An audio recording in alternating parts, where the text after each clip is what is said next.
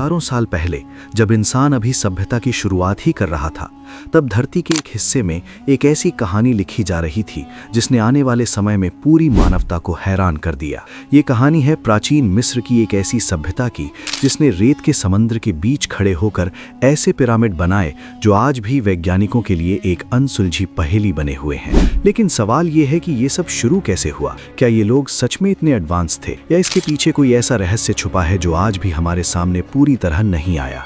आज से लगभग 11,000 साल पहले आज का सहारा रेगिस्तान एक हरा भरा स्वर्ग था। मीलों तक फैले घास के मैदान, विशाल झीलें और जंगली जानवरों के झुंड। यहाँ इंसान शिकारी के रूप में रहता था। लेकिन फिर धरती के झुकाव में आए एक छोटे से बदलाव ने मानसून को बदल दिया और धीरे धीरे ये हरी भरी धरती जलकर एक खौफनाक रेगिस्तान में बदलने लगी। झीलें सूख गईं, पेड़ खत्म हो गए और इंसान को अपनी जान बचाने के लिए पलायन करना पड़ा। छोटे छोटे कबीले अपने परिवारों और जानवरों के साथ उस तपते रेगिस्तान में निकल पड़े जहां हर कदम पर मौत उनका इंतजार कर रही थी। कई लोग रास्ते में ही मर गए, लेकिन जो बच गए उन्होंने दूर एक नीली चमक देखी जो थी नील नदी। जब उन्होंने उस ठंडे पानी को छुआ तो उन्हें लगा कि उनका जीवन बच गया, लेकिन उन्हें नहीं पता था कि यही नदी उन्हें इतिहास की सबसे महान सभ्यता में बदल देगी। शुरुआत में सब कुछ आसान था, लेकिन फिर हर साल आने वाली बाढ़ ने उन्हें डरा दिया। नदी का पानी सब कुछ डुबो देता था, लेकिन जब पानी उतरता तो पीछे छोड़ जाता काली उपजाऊ मिट्टी। और यही इंसान ने पहली बार खेती करने का विचार किया।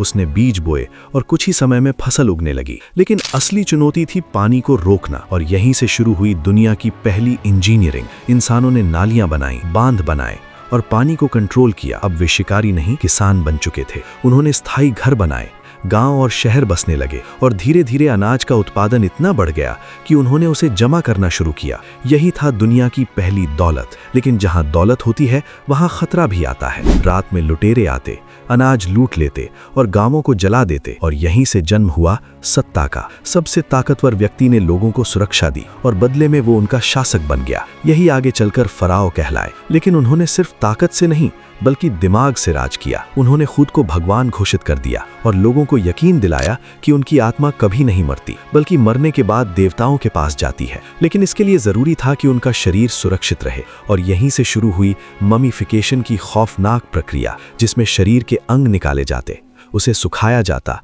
और कपड़ों में लपेटा जाता। लेकिन सवाल था कि इस ममी को रखा कहाँ जाए, और इसी जरूरत ने जन्म दिया पिरामिड के विचार को। शुरुआत में साधारण कब्रें बनाई गईं, फिर मस्तबा, और फिर एक इंजीनियर ने पत्थरों को एक के ऊपर एक रखकर पहला पिरामिड बना दिया। लेकिन ये तो सिर्फ शुरुआत थी। समय के साथ पिरामिड और विशाल होते गए और फिर एक दिन फराओ खुफू ने तय किया कि वो ऐसा पिरामिड बनाएगा जो दुनिया में सबसे बड़ा होगा। और यहीं से शुरू हुआ गीजा के महान पिरामिड का निर्माण। बिना मशीनों के, बिना पहिए के लाखों टन पत्थरों को लाया गया, उन्हें काटा गया और इतनी सटीकता से जोड़ा गया कि आज भी ये एक रहस्य है। 23 लाख पत्थरों से बना ये पिरामिड सिर्फ एक कब्र नहीं बल्कि एक इंजीनियरिंग चमत्कार था। लेकिन असली सवाल ये है कि इसके अंदर क्या छुपा है, क्योंकि जब आधुनिक वैज्ञानिकों ने इसके अंदर झांकने की कोशिश की तो उन्हें ऐसे गुप्त रास्ते और कमरे मिले जिनका कोई रिकॉर्ड नहीं था। और यहीं से शुरू होती है इस कहानी की सबसे रहस्यमयी और खौफनाक कड़ी, जो हमें ले जाएगी उन राजों तक जिन्हें हजारों सालों से छुपा कर रखा गया है। और जैसे ही वैज्ञानिकों ने पिरामिड के अंदर गहराई तक पहुंचने की कोशिश की, एक के बाद एक ऐसे राज सामने आने लगे जिन्होंने पूरी दुनिया को हिला दिया। गीजा के पिरामिड के अंदर सिर्फ एक साधारण कब्र नहीं बल्कि एक जटिल भूल भुलैया थी। संकरे रास्ते, ढलान वाले सुरंग और ऐसे गुप्त दरवाजे जो लुटेरों को भ्रमित करने के लिए बनाए गए थे। इन रास्तों के बीचों बीच था किंग्स चेम्बर, जहां फराओ की ममी को रखा जाना था। लेकिन जब खोजकर्ताओं ने हजारों साल बाद इस कक्ष को खोला तो उन्हें वहां वो खजाना नहीं मिला जिसकी उम्मीद थी, क्योंकि प्राचीन काल में ही लुटेरे इसे लूट चुके थे। लेकिन असली रहस्य तब सामने आया जब आधुनिक तकनीक से पिरामिड की दीवारों के अंदर झांका गया। स्कैनिंग से पता चला कि इन विशाल पत्थरों के पीछे ऐसे खाली कक्ष मौजूद हैं जिनके बारे में किसी को जानकारी नहीं थी। रोबोट को संकरी सुरंगों में भेजा गया और वहां छोटे छोटे दरवाजे मिले जिनके पीछे क्या है ये आज भी पूरी तरह स्पष्ट नहीं है। कुछ वैज्ञानिक मानते हैं कि ये गुप्त कमरे धार्मिक कारणों से बनाए गए थे, जबकि कुछ का मानना है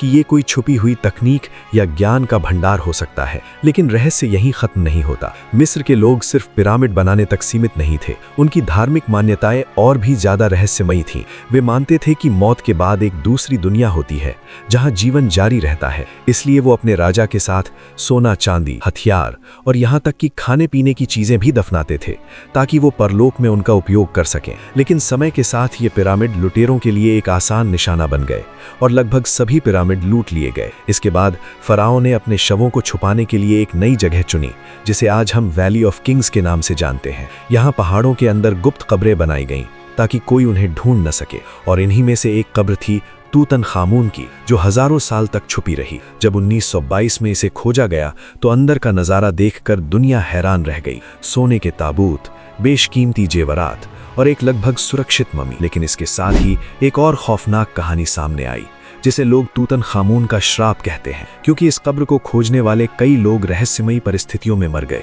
कुछ लोग इसे संयोग मानते हैं तो कुछ इसे एक चेतावनी कि शायद इन कब्रों के साथ छेड़छाड़ नहीं करनी चाहिए। लेकिन आज भी वैज्ञानिक इन रहस्यों को समझने की कोशिश कर रहे हैं। पिरामिड के अंदर मौजूद अनजाने कक्ष, ममिफिकेशन की जटिल प्रक्रिया और उन प्राचीन इंजीनियरों की अद्भुत सटीकता, ये सब एक ही सवाल की ओर इशारा करता है। क्या सच में प्राचीन मिस्र के लोग इतने उन्नत थे, या फिर उनके पास कोई ऐसा ज्ञान था जो समय के साथ खो गया? और शायद आज भी इन पिरामिडों के अंदर कुछ ऐसा छुपा है जो अगर सामने आ गया तो वो हमारी पूरी इतिहास की समझ को बदल सकता है। क्योंकि जितना हम इन पिरामिडों को समझने की कोशिश करते हैं, उतना ही ये हमें एक नई पहेली में उलझा देते हैं। और शायद यही वजह है कि हजारों साल बाद भी मिस्र की ये सभ्यता हमें आकर्षित करती है, हमें डराती है और हमें सोचने पर मजबूर करती है कि क्या सच में हम अपने अतीत को पूरी तरह जानते हैं, या फिर असली सच्चाई अभी भी इन पत्थरों के पीछे दबी हुई है।